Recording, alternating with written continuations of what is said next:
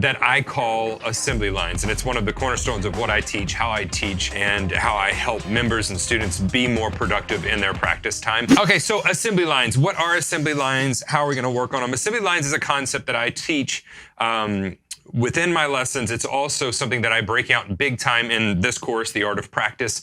And so it is a concept for how we can get more done in our practice time. So in other words, we build one structure, and that one structure allows us to work through all of our rudiments.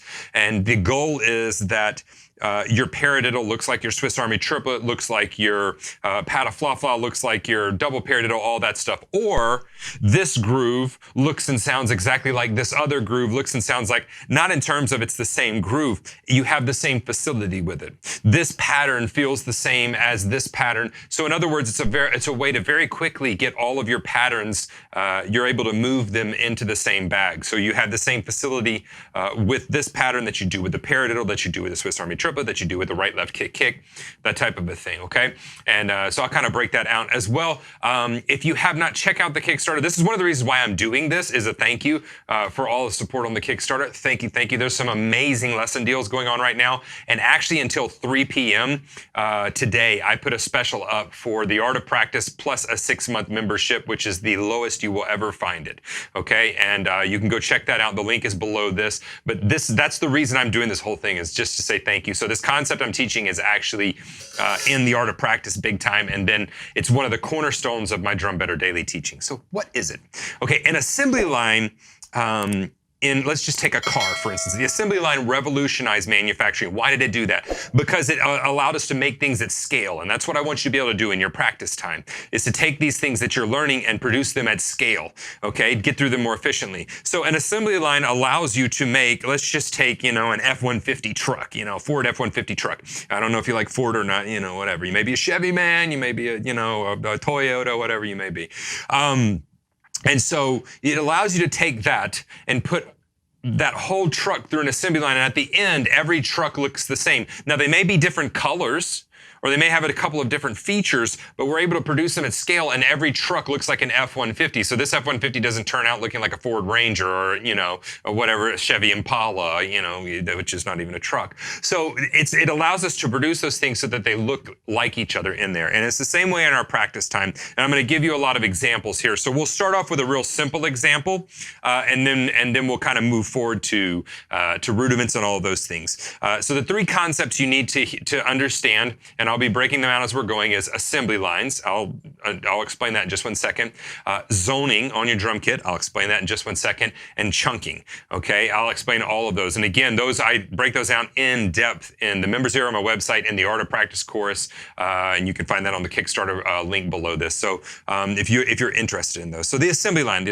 Let's check this out. We're going to start with right, left, kick, kick. Some of you are like, Stephen, I got it, that's easy. Well, for many years, I sat there doing this.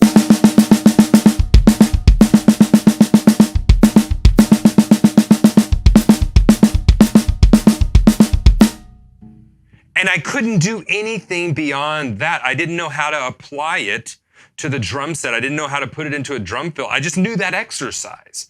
And while it helped my facility, it didn't help me further my playing. And there was this huge hurdle I had to get over in being able to put it into my playing. Okay, and I remember very specifically sitting in the club on Bourbon Street at the famous door, which is the corner of Conti and Bourbon Street. The owner was a drummer, and he would let me come in before the club opened early to practice because I was in an apartment. And I would sit there and I would be like, okay, well, I'm going to take this, right, left, kick, kick, and I'm going to do it with a shuffle.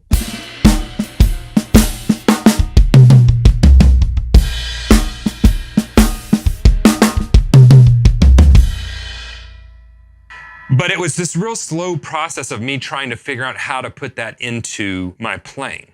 And the assembly line, what that does is it gives you a structure, okay? So let's break this down. All an assembly line is a structure that you predefine. So you say, okay, step 1 of my assembly line is going to be this. All right, so step 1, learn the pattern, okay? And I call these chunks. This chunk, right, left, kick, kick. That's gonna be the chunk.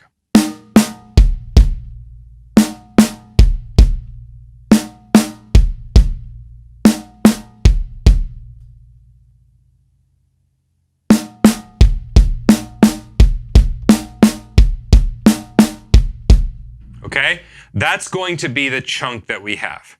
Now, the first step is just learn that. I'm gonna learn it without a metronome because sometimes when we're learning things, you have to be like, okay, so it's right, left, kick, kick. Right, left, kick, kick. So the first time when we're learning it without the metronome, and that allows us to speed it up and slow it down. Kind of like those pavers on the interstate. They speed up and they slow down. Oh, we got a rough spot, you kind of go over it more. Once we have it learned, our second step on our assembly line, so just step 1, learn the sticking. Step 2, learn the sticking with a metronome. So then I'm gonna take this and I'm gonna go, okay, cool. I'm gonna put this on 8 notes at, 90 BPM. 1, 2, 3, 4. 1 and 2 and 3 and 4 and.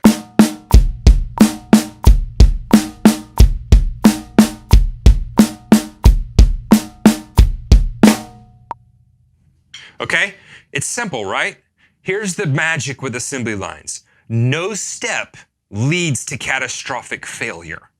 That's what we want to do. We want to get something we know, and then we want to push it just far enough that we break it, but not far enough that we completely blow the train track up, okay? We want to push it just far enough that it comes off the tracks, then we're like, okay, get this back. Okay, got it.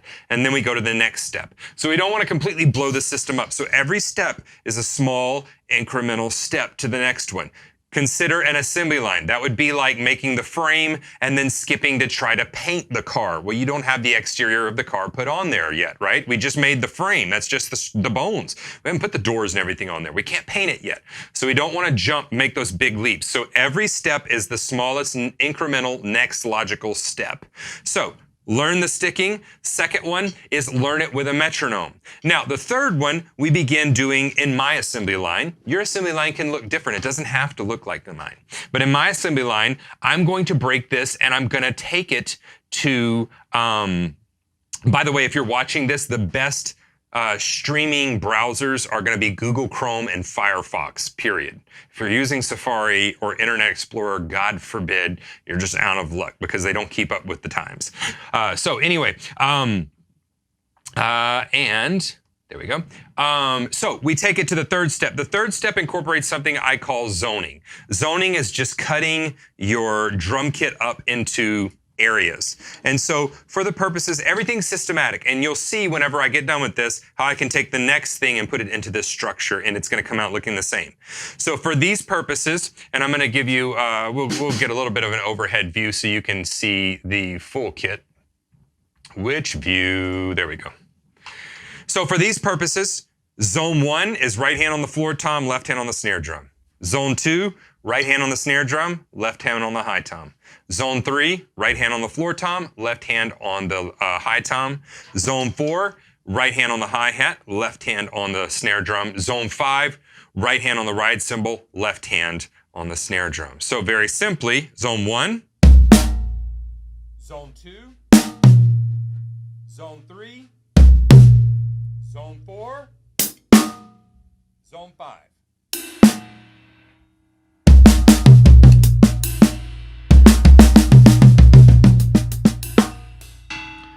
Now, that's the structure that I have for mine. There's zones. Step 1, learn the sticking with no metronome. Step 2, learn the sticking with a metronome. Step 3, take the sticking to zone 1.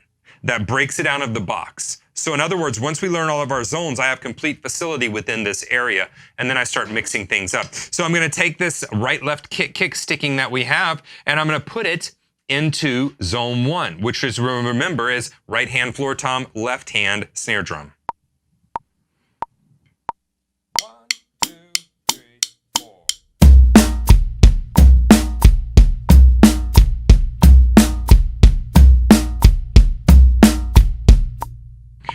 Now, remember, the next smallest incremental step.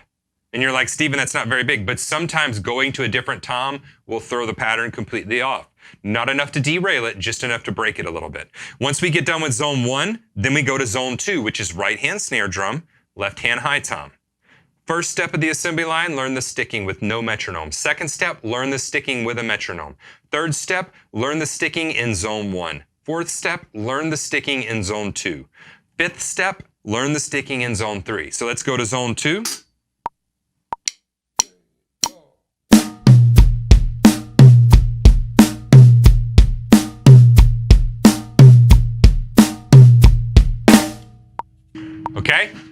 So, and somebody said there's a huge delay with the overhead view. We actually just got a new camera, so it may not be doing what I needed to do. I'll check that stuff later. Until now, we'll just go with the main view, which is fine. Unless, we'll get it to work later. So, step 1, learn the sticking, no metronome. Step 2, learn the sticking with the metronome. Step 3, zone 1. Step 4, zone 2. Step 5, zone 3.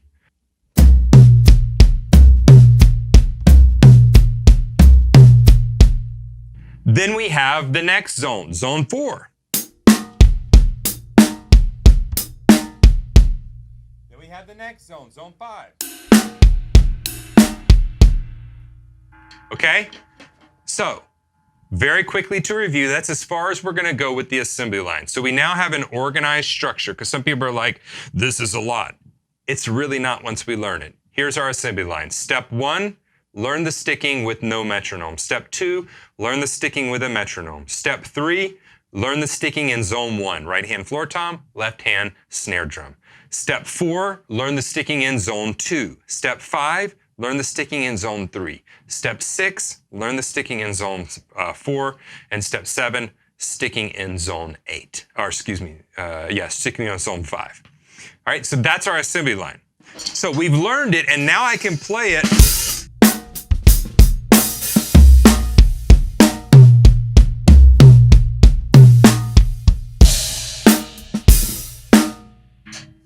So I now can play that very simple sticking all around my drum kit. We can take it to 16th notes.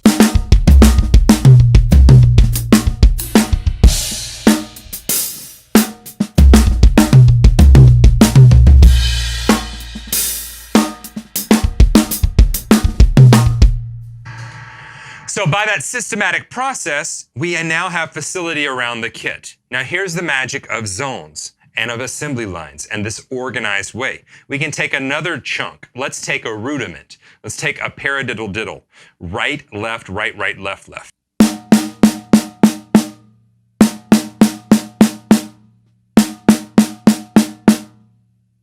Somebody's asking if there's a PDF to follow along. There's not a PDF for this lesson. I want you to listen and understand what's happening. And sometimes if we're just looking at sheet music, it can get, we don't listen as well as we could. But I'm repeating it enough that you should be able to get it by the end of this. The next step we would do is have our next sticking. So this assembly line, we've spent all that time. We wrote it out. This is my assembly line. Now let's take a paradiddle diddle.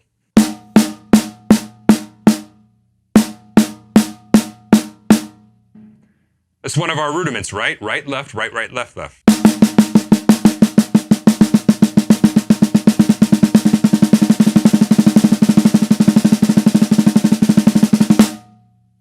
So we take that rudiment and we go, okay, learn it with no metronome.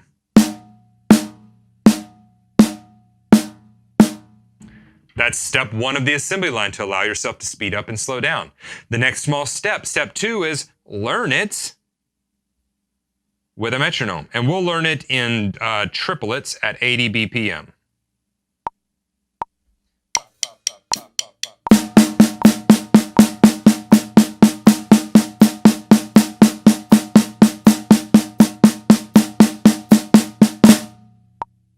Okay? You see how the same structure we just spent all that time building is now the structure we can use as an organized system or vehicle for all of our rudiments, for all of our drum stickings, okay? Go to the next step, step 3. Step 1, learn the sticking with no metronome. Step 2, learn the sticking with a metronome. Step 3, go to zone 1. Remember zone 1 was here, so.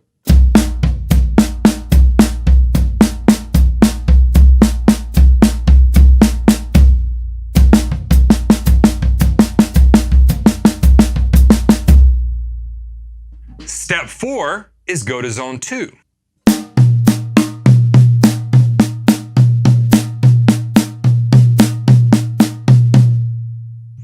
Step 5 is go to zone 3, right? So step 1, learn the sticking with no metronome. Step 2, learn the sticking with a metronome. Step 3, go to zone 1. Step 4, go to zone 2. Step 5, go to zone 3.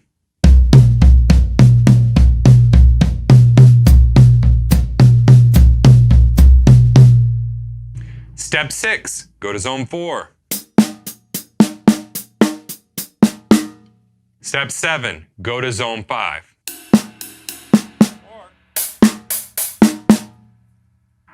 Your zones can be anything you want. You can have 18 zones. I don't care. It's just this is how I'm kind of organizing this to teach it. So you see that the same structure we had for right, left, kick, kick is also the structure that we use for right, left, left, left. And now...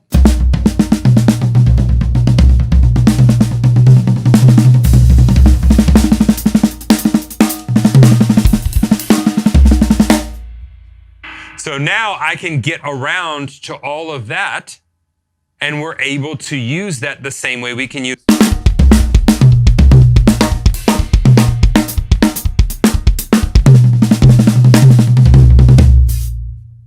And all we did was we put it through our assembly line. Step 1, step 2, step 3, step 4, step 5, step 6, okay? And so we continue on down those assembly lines, and what that assembly line is, it may take you a little while to make your first one, but once you've made it, then you're able to take this and go, oh wow, cool, this is very easy for me to put this through. Now, for those of you just tuning in, these assembly lines, I talk about them and break them out in my course Paradiddle Mastery. In my course Ghost Note Mastery, I go in depth on assembly lines. This is how we organize things. The Art of Practice course, I go in depth on this stuff. All of those are available for a discount right now at the link below at the Kickstarter. I also have a limited edition item available until 3 o'clock today where you can get the Art of Practice and 6-month non-recurring membership to Drum Better Daily for really cheap. So all of this is a thank you for all of the support you guys have done for this Kickstarter campaign. And so what I do, and also in the Drum Better Daily, let's take some courses that I teach, applying rudiments to the drum set. I go in depth on chunking, assembly lines, and zoning. On all 40 rudiment lessons, we use assembly lines extensively. On hand and foot singles, hand and foot doubles, those 2 lesson courses. You see what I'm saying? Like, this is just how I teach because it's how I practice too. Now, if we wanted to say, okay, cool, Stephen, I still can't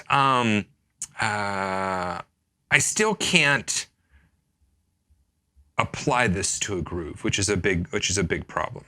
And so I'd be like, okay, well, let's build that into our assembly line. So we have 7 steps, right? Step 1, learn the sticking, no metronome. Step 2, learn the sticking with a metronome. Step 3, zone 1. Step 4, zone 2. Step 5, zone 3. Step 6, zone 4. Step 7, zone 5.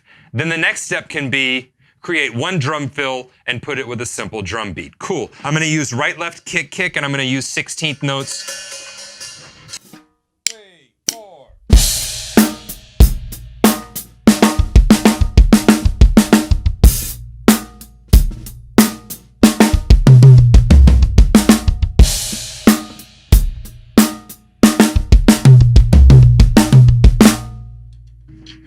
So what we've done is we've consistently brought into our practice time in our assembly line, adding this into a drum fill, adding this into a drum groove. You see what I'm saying? So your assembly line can be 84 steps, but they're all pre-designed. Step 34 is always going to be the same, you know? As you get to learn this, your assembly lines will get longer and longer and more complex.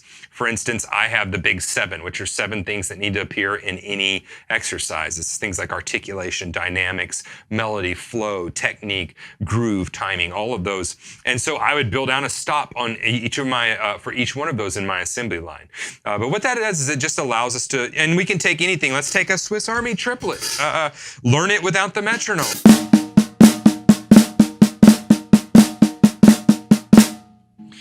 Learn it with the metronome. 3, 4.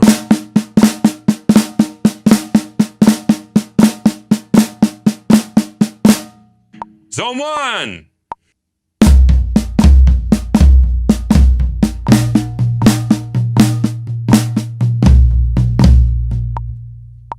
See how I'm going through the exact same steps? And it's completely different sticking, okay? So that's the beauty of this in your practice time and all of that. So let me get just a couple of questions. I've got a couple questions. Somebody says Floor Tom sounds amazing. Thank you, thank you, thank you. Is this video going to be uploaded to the members homepage? If you're a member, it will most likely wind up in the members area at some point, and it will be on the members homepage when it's posted. But I don't have a timeline for that. And we do have some new cameras, so if this doesn't record, it may not. Let's see here. What cymbal stack is that? The one with the holes in it? Good question. That's a FX stack, Zildjian FX stack.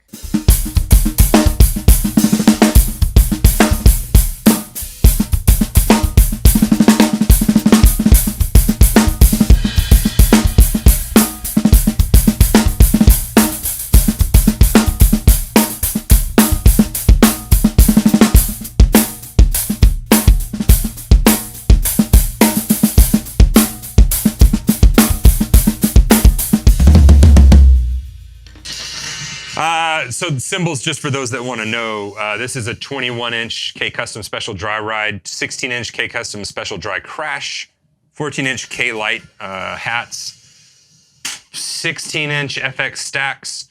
I had to do a video on them yesterday, so that's why they're still up there. And then the 22-inch FX Oriental Crash of Doom. I call this the Thanos Crash.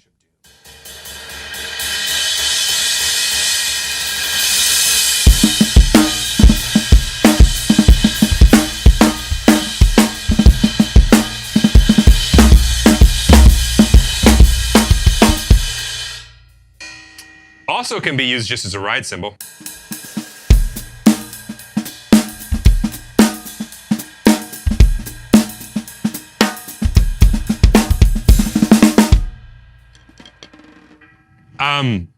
Somebody else has got a question. Been playing 12 years, never learned rudiments though. Which rudiments should I start with in the assembly line? Rudiments, learning rudiments, single stroke roll, double stroke roll, buzz roll, paradiddle, flam. I'm trying to remember a drag. I'm trying to remember. I actually have the order that I teach them in. Those are the ones I would start with. So single stroke roll, double stroke roll, drag. Buzz roll, paradiddle, flam, and the drag, the single drag. Those would be the 6 I would start with, and that's going to lay the groundwork for the other ones that you have to learn. All of them are some kind of a variation of the single stroke, the double stroke, the buzz roll, the drag, flam, the diddle rudiments. Good question. Somebody says, do you recommend switching hands and feet? Always switching hands and feet. That's just the deal is, what I was doing was right, left, kick, kick. You can do kick, kick, right, left. You can, if you're playing a double paradiddle, you can add the kick with every right hand.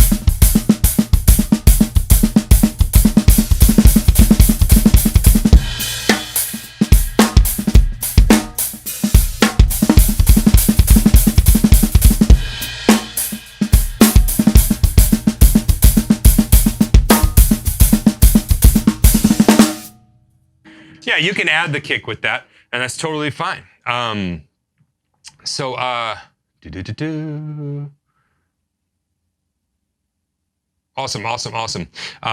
Somebody's saying, I'm assuming there's going to be a video on the Crash of Doom, correct? You are correct. I'm going to have one for Zildjian and one for my channel. We demoed that cymbal for Zildjian the other day. So, okay, cool. So let's go ahead, and you may be saying, okay, Steven, that's cool.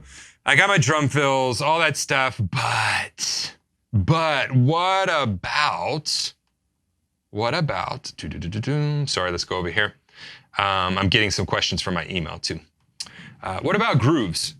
Good question. I'm glad I asked it. So grooves, we can do assembly lines just the same. I've got assembly lines for rudiments and different patterns, and I've also got assembly lines for my grooves. And I've been using the same ones for years and years, and they go really, really in depth these days. So what happens is in my practice time, I never have that moment where I stop and go, what do I do next? I always go, nope, go into the next spot, next spot, next spot. What we want to do is eliminate your practice time becoming an emotional event, like, I just don't feel like it, or I feel like I'm not making progress. All those things, like, no, not in the practice time. It's X, Y, Z. These are the things I'm doing today. I'm going to knock them out. Bam, done. Move on to the next thing. The stage is the place, creating within songs, that's the place for artistic freedom. Your practice time is the place where you nail out these issues. Or, hey, for the next half hour, I'm going to practice improvising. That's totally fine. Just put it in your practice time and say you're going to do that. Put it in your assembly line, say you're going to do it. And again, these topics, there is a special going on until 3 o'clock today. The link below, the Kickstarter, which is the whole reason I'm doing this live stream, is a thank you for supporting this and getting some great lesson deals. It will be available till 3 today. You can get the Art of Practice and a 6-month non-recurring pass to Drum Better Daily for a killer steal of a deal. So as well, you can get a ton of other courses and things. So anyway, that's there if you need it. Let's look at like grooves. Grooves. So a groove assembly line would look something like this. If I was going to learn, let's say I was going to learn a groove like this.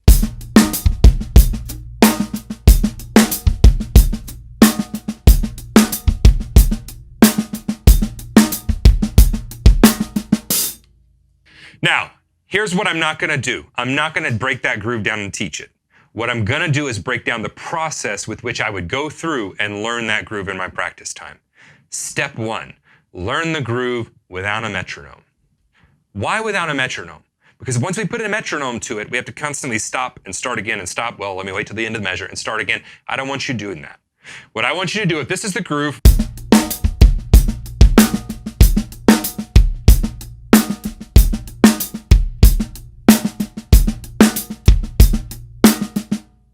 if I was to do that and just learn it, it would be something like this. Okay, let's see. This can be.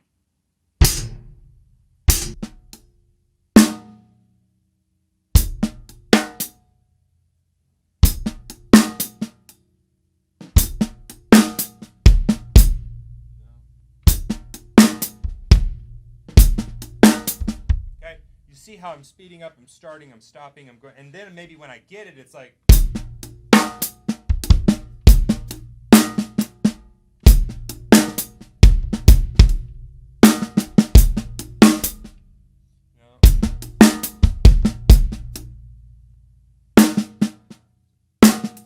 How, and I'm simulating this, right? You see how I'm pushing, I'm pulling, it's messed up. I add a beat, I don't add a beat, and pretty soon we have it like something like this.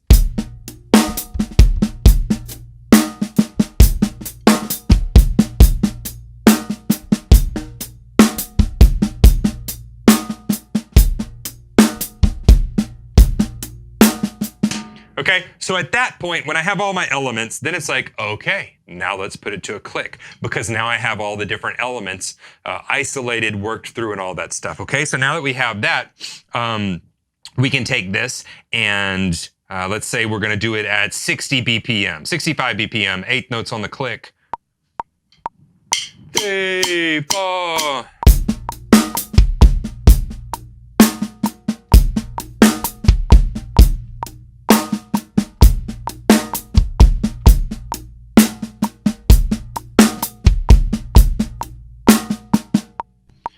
Okay, step 1 on my groove assembly line. Learn the groove with no click. Step 2, learn the groove with a click. Remember, the next step on your assembly line is meant to just break it a little. It's not meant to blow the whole thing up. Okay, if we go to, now I'm going to add a click at 100 BPM and I'm going to try a drum fill and go to the ride cymbal. You just crashed and burned. Okay, next logical step. The next step after that is, okay, cool. I'm going to practice going from here to my ride cymbal. Usually we're practicing putting in a drum fill, right? I don't want to do that, okay? I don't want to do that. I want to go to my ride cymbal. That's going to be my next step, okay? So I'm going to go like this. 65 BPM, 2 measures and 2 measures. 1, 2, 3, 4.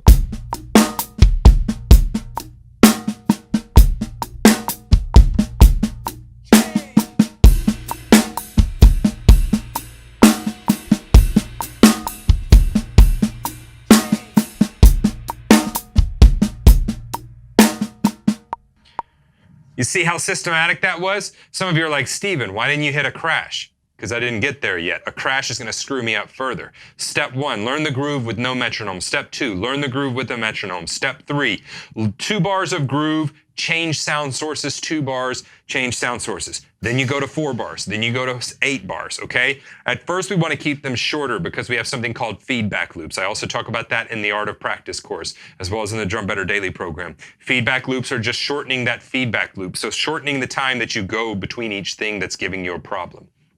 Next step, 4th step. Now we add a crash cymbal. Every 2 measures, we're going to add a crash cymbal and then change the sound source. Okay, so now it sounds like this. We're on step 4. 2, 3, 4.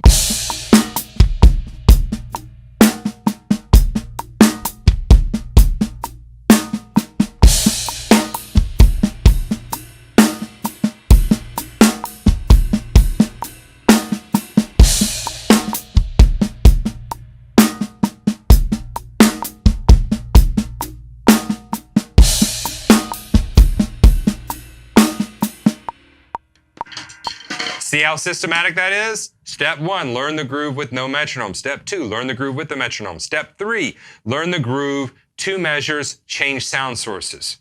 Step 4, learn the groove, crash cymbal, then change sound sources. What's step 5? We're missing a drum fill.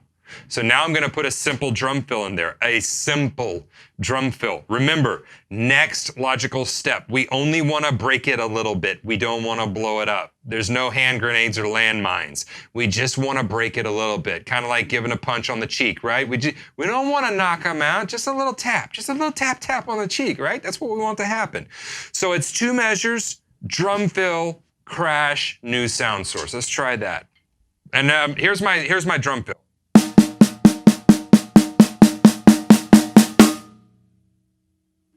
So simple. Next logical step. Don't skip steps. So here we go. 3, 2, 3.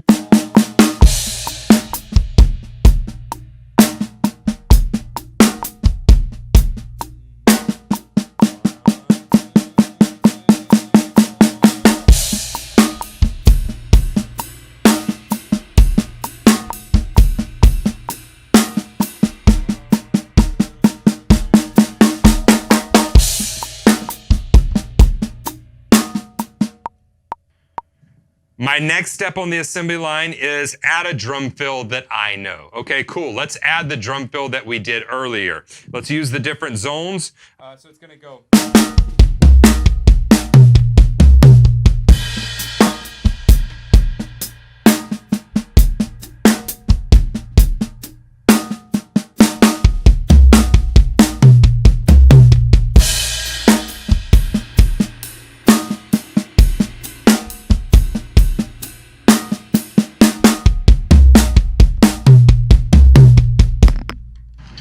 Now, on my groove assembly lines, I may be at this step for quite a while because I may want to pull some of my other drum fills into this. But do you see how organized that is?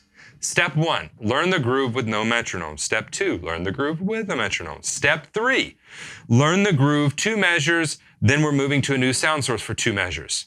Step 4, 2 measures of this sound source, crash, 2 measures of the next sound source. Step 5, 2 measures of this sound source, simple drum fill, crash, move to a new sound source.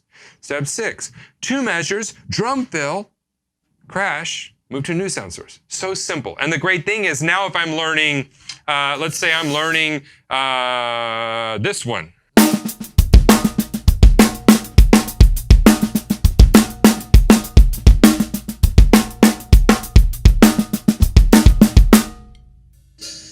Okay, so that's a 4-measure groove, and you're like, that's a lot. The assembly line stays the same. Learn the groove without the metronome. Learn the groove with the metronome. Learn the groove, then change sound sources. Learn the groove, crash, cymbal, change sound sources. Learn the groove, simple drum fill, crash, change sound sources. Learn the groove, a drum fill I came up with, crash, change sound sources. It's the same system, okay? So assembly lines, in short, are a way to build a structure for all your grooves to have a system to work through, for all your drum fills to have a system to work through, okay? That is exactly what they are for, all right? And I talk in depth about them in the course, The Art of Practice. I showcase them in Ghost Note Mastery and Paradiddle Mastery in a ton of the courses in the Drum Better Daily area. It is one of the cornerstones of my teaching in my own practice time. And as well, you can get a ton of those for huge discounted prices below this. And there's a special one going on until 3 o'clock today. You can get The Art of Practice and a 6-month pass for a steal of a discount. So I'm gonna take some questions. And then we'll see if we got something else. If you got some questions specifically, let me know. Let's see. Somebody says, I've been all about rudiments for so long, and in a way, it's really put a damper on my creativity at times. How do you not fall into that? It's put a damper into your creativity because you have not put your creativity into the rudiments. So stop with all of them. And I want you for a week, I would even say a month, but for some people that's too much. I like to go deep. I just want you to take one rudiment. And I want you to go, okay, cool, let's do paradiddle diddle. We've already done that one in this lesson. Right, left, left. What can I do with that? Let's see. Let's go to zone 1. Zone 2.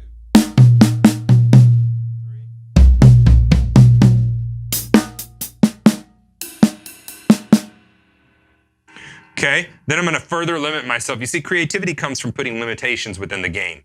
A game is not a game unless it has rules. Basketball with no rules is just like throwing a ball at a hoop. It's not basketball. Basketball is only basketball when the rules come in. So we impose rules. Okay, I'm gonna make a groove with the double paradiddle or paradiddle diddle.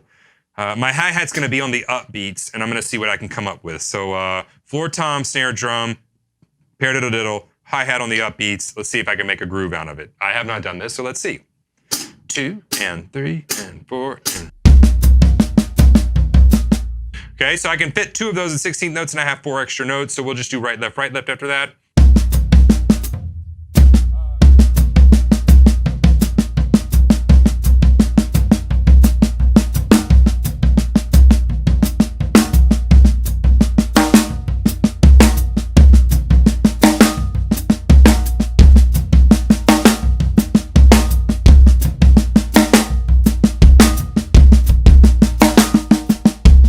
See, so now I'm just playing around with that, and I'll do the same with all grooves. So I only take one at a time when it comes to creativity. But you have to allot time to go, what could I do with this? And by time, I was talking to Juan Carlitos Mendoza about this when we were meeting a couple months ago. We did a session together. Phenomenal player and teacher, won the drum off a few years ago. He's actually an 8th grade band director, which is amazing. I wish he was my band director growing up. And that's what we were talking about, how long we spend with these rudiments. Just one rudiment, because there's endless possibilities with that sticking right, left, left.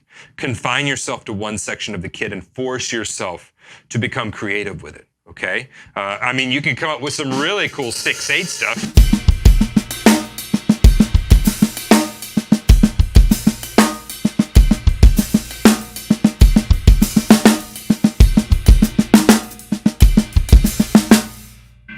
It just takes playing around with them, okay? Don't view them as just rudiments anymore. View them as just sticking and then try to get creative with it. But you're right, it's hard at first not to do that. So hard to fit rudiments into grooves except for different flams. How do you do it? The exact same way I just did that. I just plan it out and systematically go through, write down the ones I like, throw the ones I don't like away. You know, that's just kind of the process for that. It takes time to put these rudiments. We oftentimes learn them here and we're like, awesome, I can do a Swiss Army triplet. But what do I do with that, you know? If I can do this, what use is that to me? Well, I can, you know, let's find something fun with that.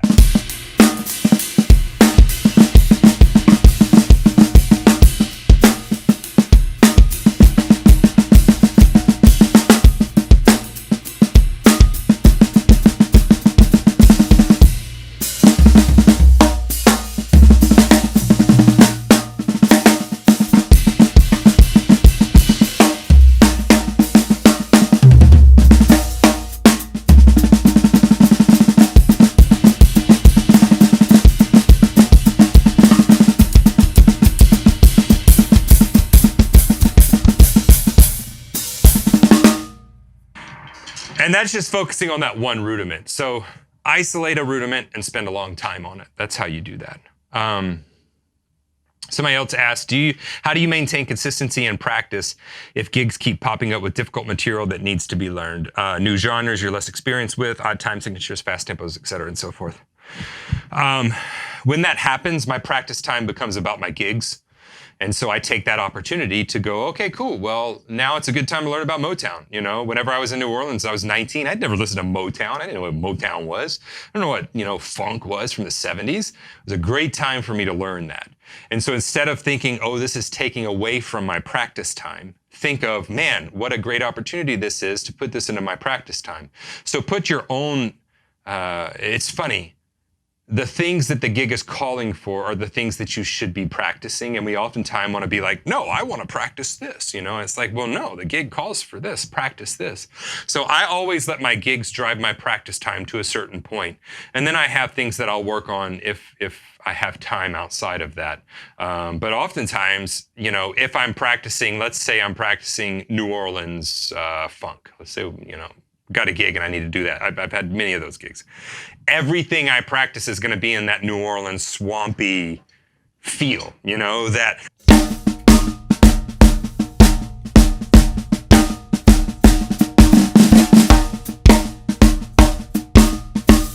What does that mean? My paradiddle diddles.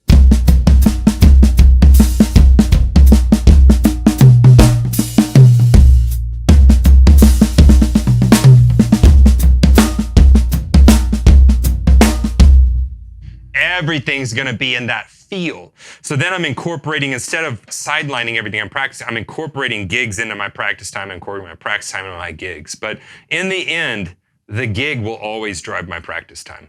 Always. I had 2 videos I had to record yesterday, and those are my gigs now. I spent 3 days practicing for them.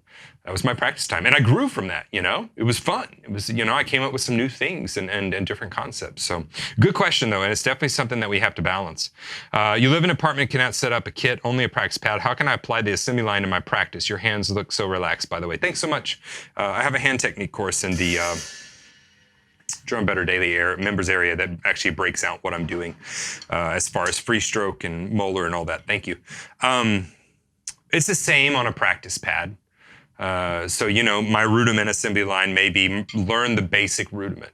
Now I want to learn it from slow to fast, back down to slow. Now I want to learn it with a metronome.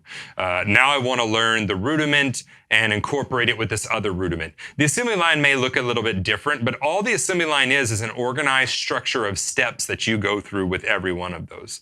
And so it'll look different for the practice pad than it will for the drum set. It may not be as big as it would be on the drum set as far as in depth of one, but it's still there. So that's a good question, though. Ryan said the art of practice changed my drumming if you don't have it by. Thanks, man. I appreciate it. Thanks so much. I'm glad I did that for you. The art of practice is, it's almost a 20-hour course, and it's all on this type of stuff. Very much sit there, take notes, and then go apply it in your practice time.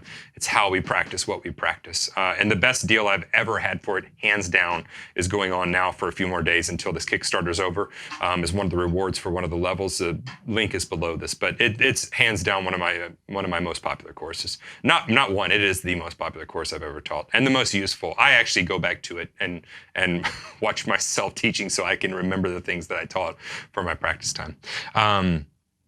Let's see.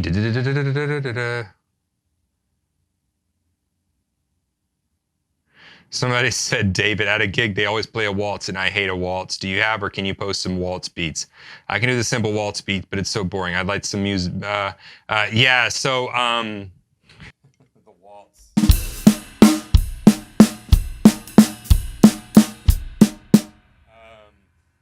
I played a gig one time. It was a waltz and polka orchestra. So it was either... It's one of those two. For that musical style, you're playing a music that people want to dance to, and those are very specific parts. You can look up some more popular waltz groups, orchestras, but it's really going to be simplistic, and your job there is really just to support the music. So there's not a ton you can do without getting in the way of the music. Your role there is timekeeper so that the dancers can do the waltz. That's what that whole style is about, the waltz. And so, but there was one gig I did, you know, we had gray hairs come to those because, and I was 19. So we had a lot of gray hairs come to them because they like to waltz and polka and all that stuff. And somebody fell down on the dance floor, and all of a sudden it went from this like black tie affair where I'm playing doom chick chick doom chick chick doom chick chick to there's like blood on the floor. They're knocked out.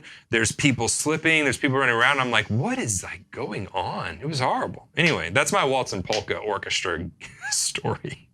I'm not sure if this question was asked, but in your assembly line system, when do you feel it is appropriate to increase tempo? I'm one to always want to kick up the speed, but I want to make sure that I can be clean and consistent. Whenever you can play it. And the way I do kicking up the tempo is, remember, you just want to break it just beyond what you can play right then. So if we go up 10 to 15 clicks, oftentimes that's going to completely blow the system up. So what I do is go 1 or 2 BPMs at a time, and that can be frustrating, but what it does is it allows me to check myself and go, okay, can I play that? Cool, go to the next one. It's also a very small increment so your body doesn't notice it as much, and you're able to keep performing it, maybe a little strained, but perform it. So increase tempo whenever you feel you have it under your hands and comfortable, and that's different for everybody. But that on that assembly line, I may start at 60 BPM and be at that step until I'm at 80 or 90 BPM. Just because we can do that step at 60 BPM doesn't mean we need to move on. Keep going there until we can do it at 90 BPM, because that's going to benefit the next step. Because then we'll be able to do zone 1 at 90 BPM or whatever that may be. Shelby, you feel like going back to drumming and as an adult? I haven't played in 11 years. is more difficult? Is there a different practice method adult learners should follow? I have a lot of my members actually that are mature adults and they're coming back after a long break or always wanted to play. If you're coming back to the drums, and I say this having done this myself, when I quit music to revamp things so that I could do the job that I'm doing right now, like what we're doing, I had to stop practicing because I had to work another job to make the money, to build the studio, all those things, get the gear. Allow yourself a few months to brush up on what you used to be able to do. Allow yourself a few months to go back through because your body's going to want to, it'll remember what you used to do and it's going to want to jump right back in there, but that's not the case. You need to allow yourself 2 or 3 months to go back over the foundations, the groundwork, kind of get yourself a practice routine, have a teacher or somebody get you a lesson plan together for reviewing the basics. And then after 2 or 3 months, go, okay, cool. Now that I'm back up to speed, let's go. And that eliminates the frustration up front of you jumping back in, feeling like you should be able to do something, not being able to do this something because you haven't done it in 11 or 12 years, and then getting frustrated and quitting. That's what I want to avoid. So the practice method's not different. It's the same. It's just give yourself that time up front to brush up on the things you used to be able to do. Let's see, somebody said, who are you calling gray hair? Myself. I've had gray hair since I was 20. Let's see here. Let's see. Okay, I got a question in here.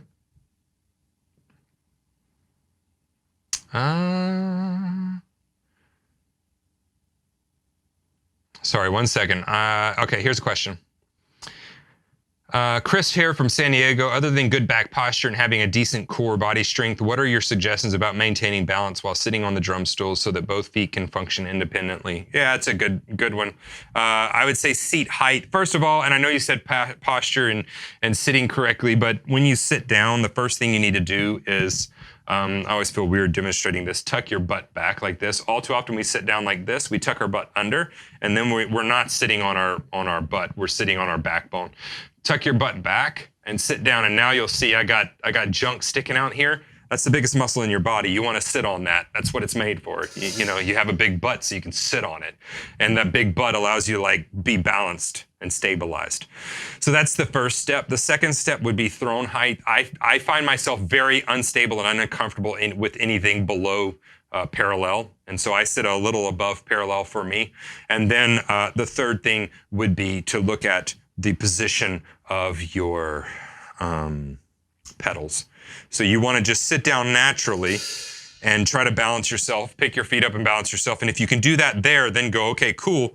Let me just pull my pedals under my feet instead of let me push my feet wherever my pedals may happen to be.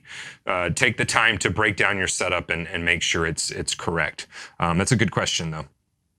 Let's see here. Somebody's asking a question about the zones. Jim, what about suggestions on zones to use when you're playing a kit with 2 up and 1 down versus your 1 up and 2 down zone? Thanks. The zones are simply, and I got this idea from Gary Chester way back in the day. I always like to give credit where credit is due. He didn't call it zones. But he was big on, he broke his kit up like the left hand shall not go to this side and the right hand shall not, that kind of a thing. So he had 2 hi-hats, all that, from what I understand. For me, zones are just picking, it's just cutting your drum kit up. So this may, zone 1, zone 2, zone 3, zone 4, zone 5.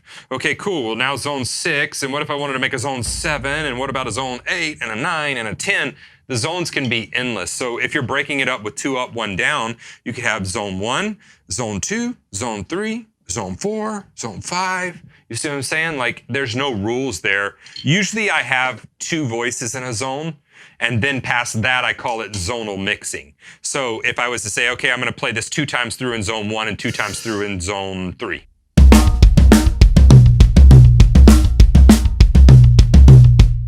See how that worked? I mix those 2 zones up, and that's how we begin to get facility and kind of jump around the kit. So those are all great questions, great questions. Let's see here. Awesome. Somebody's saying I'm getting a 404 error when I click on the download button for The free 30 Days to Better Doubles program. Okay, if you're having trouble with that, email help@stevensdrumshed.com and Joshua will get you taken care of with that. Tell him what the issue is, if it's a free program or something like that, and we'll get that taken care of for you. Let's see here. Paris. I'm also coming back to drumming, having moved from London to Paris, and I play reggae, jazz, and rock. But I find I get cramp in my right hand, which is not good when you're in the middle of a gig. What am I doing wrong?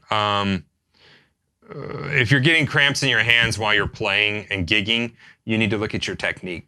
Unless you're playing for extreme amounts of time or extreme speeds, you should be fine at a gig. So you're probably tensing up with it being live. I would look at that. Obviously, you want to make sure you had enough potassium, make sure you're hydrated, all of those things. But before I would look to that, I would honestly look at like your technique is probably breaking down at some point. So that's where I'd look for that. Jim, how do you determine what to practice? Do you practice technique every day, or do you alternate what you practice, like weightlifting, legs one day, upper body the next day? No, I stay on the same thing for a very long time. Here's how you decide what to practice. You need to first sit down before you think about what to practice.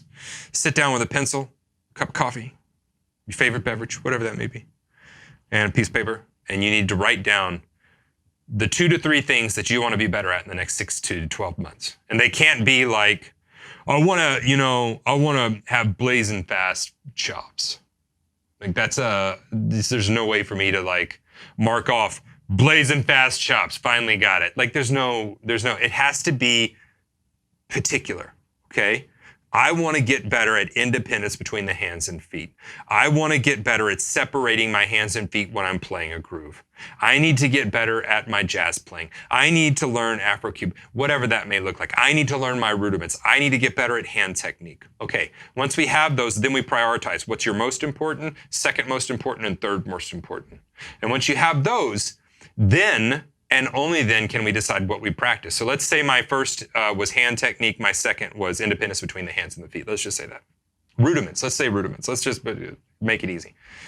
What I'm going to do is then I'm going to go find material for my hand technique, and I'm going to find material for my rudiments. So let's say, I have a course on hand technique. Let's say you took that and you say, oh, there's 8 lessons here. I'm going to take 2 weeks per lesson. So that's going to take me 16 weeks. That's 4 months. So in 4 months, my hand technique will be where it needs to be. Cool, got that. Go on to the rudiments. Let's say you found a book, it's 50 pages long, and in a year, you want to have all those rudiments learned. Okay, 50 pages for the rudiments. So now we're going to go, well, there's almost 50 weeks in a year. So if I do 1 page a week, I'm going to get there. So then we break it up into smaller goals. What's my 6-month goal for that? 25 pages. What's my 3-month goal? 12.5 pages. What's my 1-month goal? About 4 pages. So if I do 1 page a week, I'm going to hit my bigger picture goal. So what we do is we find out what trip we want to take. Trying to find out what you can work on or material you can work on without having a goal is like trying to decide what trip you want to take or the route you want to take on your trip without having a destination. Okay? So once we have that destination, then we get the roadmap, and then we break it into smaller chunks. And after we have that, then we simply go about it. I typically don't like to work on anything less than 30 minutes in my practice time. So any one topic, whether that be hand technique or independence, whatever that may be, I want to spend 25 to 30 minutes on that one thing, maybe more. So if I have an hour, I'm only working on no more than 2 topics. If I have an hour and a half to 2 hours, probably going to bump that up to 3 topics. So I go deep, deep, deep, deep. I do not alternate days that I work on things. I work consistently every day, hitting the same thing till I hit that goal, then I go to the next thing. We want to alternate days because we think that's going to get us there faster. And we think we're going to be able to work on more material, and really you're just forgetting what you learned the day before, and then you come Wednesday from Monday's practice and you're like, oh, what the crap was I doing? It just doesn't, our brains don't work that way. We have to do consistently over and over, day in and day out. The fastest way to win the race is 1 step in front of the other. The tortoise wins every time I read the book. Slow and steady. Every day, every day, every day. And you will begin to get where you want to go with it. Good question. How often would you recommend coming back to material or genres for maintenance? As often as you need to. I would just keep a playlist Like if you need to, brush up on genres, what I used to do is keep a playlist of songs that I would play through like once a week or something. 4 or 5 of them in the jazz feel, 4 or 5 of them in Afro-Cuban, 4 or 5 of them in a reggae, and then I just kind of play through those like I would a show and brush up on things and be. A lot of practice as you become a professional is maintenance practice, especially when you're a teacher. It's a lot of maintenance practice.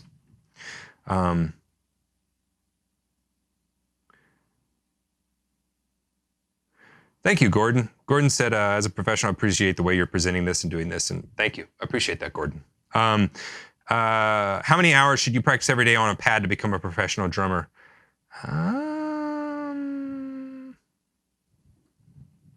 There's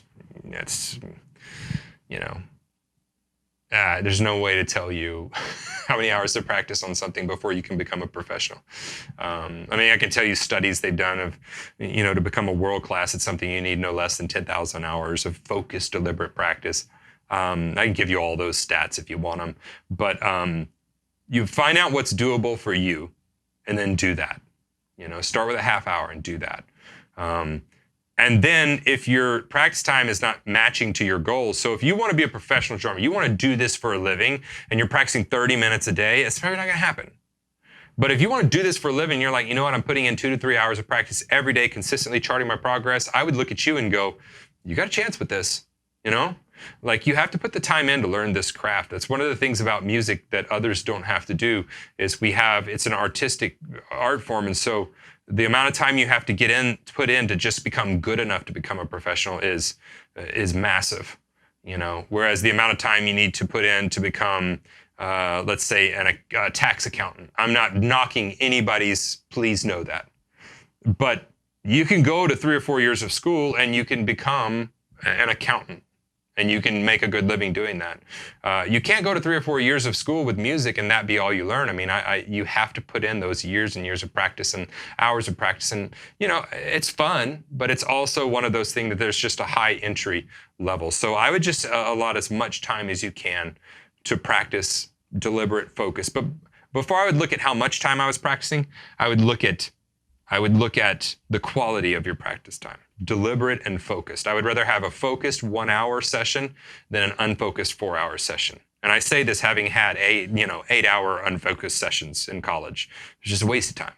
Make sure they're focused and deliberate and you'll get to where you want to go. So, awesome.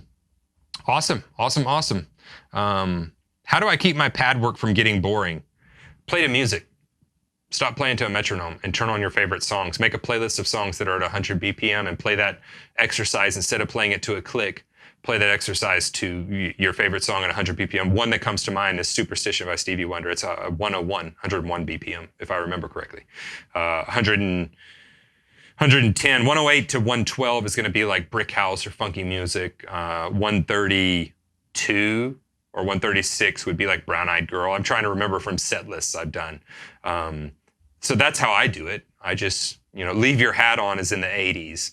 There's tons of songs that you can just kind of go through and go, oh, the tempo to that, the tempo to this, and then play to music instead of just playing to the pad. That's how I do it. One more question. Let's see. As a backer, I will be getting the Drum Better Daily package. Does that also include the Art of Practice too, or should I purchase that separately? Good question, Anthony. I have several freestanding courses. For all of you that are asking, there's huge discounts going on right now, and one of them expires at 3 o'clock today. It's the Art of Practice plus a 6-month Drum Better Daily non-recurring membership, and it's the best deal that I've ever offered. But till 3 o'clock today, that's it. Just to say thank you for this, and that's why I'm doing this live stream too. Several of my courses, Paradiddle Mastery, Ghost Note Mastery, the Art of Practice, and Groove Secrets are not included in the Drum Better Daily program. There are over 70 courses in the Drum Better Daily program, but those 4 are not. The Art of Practice is hugely in-depth, and those 4 are offered separately as different ones. But they are available super cheap, and then there is that option for the Drum Better Daily plus the Art of Practice until 3 o'clock today. So anyway, good questions. I will, if you have other questions, y'all can always email help@stevensdrumshed.com. I try to answer all of those and get to them. So thank you for checking out this live lesson. Thank you for all the support over the years. Thank you for working so hard at being a drummer and trying to improve yourself. I really appreciate that about you. So if you have any questions, you can always email, you can always message. That's what I'm here for. But go practice. I'll see you.